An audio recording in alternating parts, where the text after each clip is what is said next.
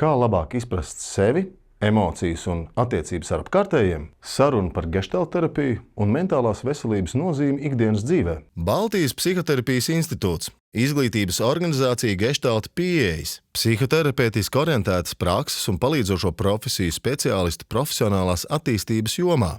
Institūta darbība balstās uz vispārējo psihoterapijas modeli, kas ir atzīts un aktīvi attīstās Eiropā un ASV. Tā pamatā ir integratīva pieeja, kas apvieno efektīvākās metodes no dažādiem psihoterapijas virzieniem. Tātad, Jāni, kas ir par stāstu šodien man tev? Zināt? Nemaz nenozīmē darīt. Jo ļoti daudzi cilvēki domā, ka es daudz ko zinu. Es vienkārši kaut ko lasu, skatos, klausos podkastus un tā. Tas nozīmē, ka es uzreiz mainīšu savu rīcību un kaut ko darīšu. Bet tā nemaz nav.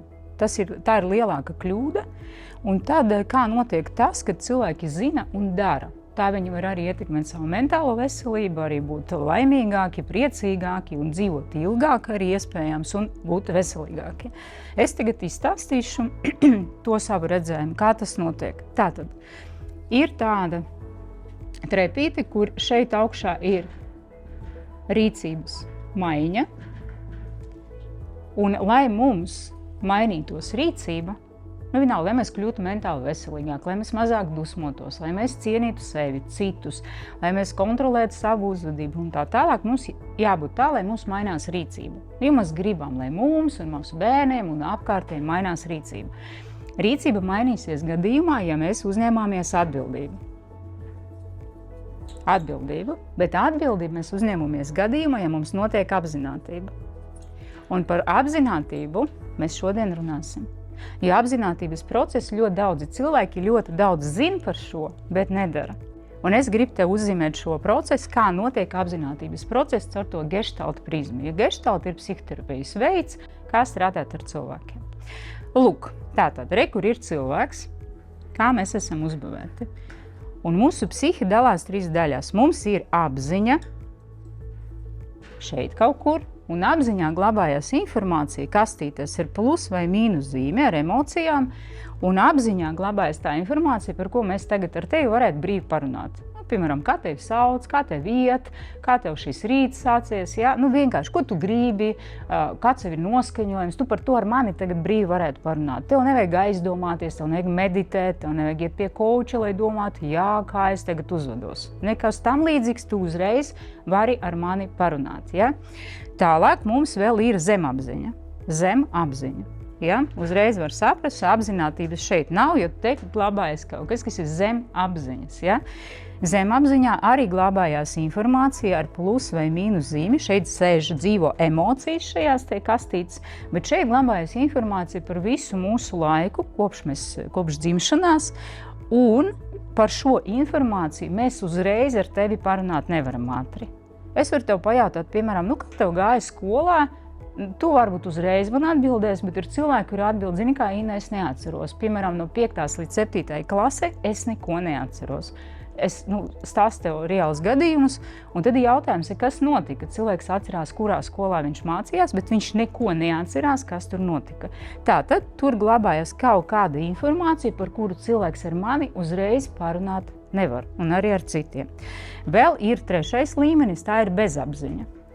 Bezapziņa, un tur glabājās informācija tikai vienīgi ar mīnus zīmes emocijām, kur ir dusmas, vilšanās, agresija, kaut kas tāds, ko psihe kādreiz ir aizsūtījis šeit un negrib vairs par to, lai mēs kaut ko atcerētos. Ja? Jo šeit arī kā glabājās šī informācija, šī ir noliktava, un šeit ir tā, piemēram, ar tevi vai ar mani notika kaut kāds notikums bērnībā. Ja? Un nezinu, cilvēks, kurš man stāsta no 5. līdz 7. klasē, es neko neatceros. Visticamāk, pēc tam ar viņu pastrādāt, viņš saka, jā, viņš piedzīvoja vardarbību skolā. Viņš tika pazemots, un psihi tajā momentā piedzīvoja ļoti smagas emocijas. Ļoti smagas, tādas dusmas, vilšanās, ciešanas, agresiju, kaunu. Un visas šīs emocijas tajā brīdī, kad bērns mācījās skolā, viņš nevarēja izdzīvot līdz galam. Ja? Tāpēc psihi dara tā, viņa saliek tās emocijas šeit kastītē un ar liftu aizsūta glabāties šeit. Un tad šeit dzīvo tas te emocijas skolas laiks un tās te vilšanās, dusmas, agresija. Ja? Notikumi, kuri ir ļoti smagi, kad notika ar mums, psihi visu saliek un aizsuta šeit bezapziņā. Un tad var būt tā, ka cilvēki vispār nodzīvo visu mūžu un vispār par šo neatcerās, pat nezinu to faktu, bet tas fakts ar viņam notika. Un šeit dzīvo tas emocijas, tu jau to saproti, ja? Tas viss negatīvs.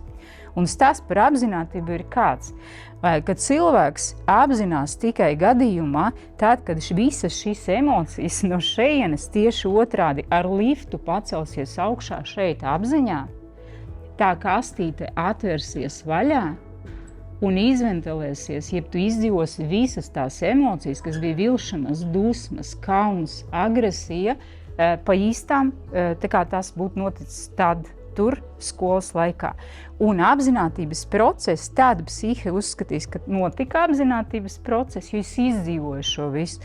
Tad notiek insights, ja apziņa, jā, ar mani tas notika, un tad mana dzīve krasi mainās, un es kļūstu mentāli veselīgāka. Jo daudzi cilvēki dzīvo un domā, ka mūsu uzvedību, jeb rīcību, ietekmē tikai tas, kas ir apziņā.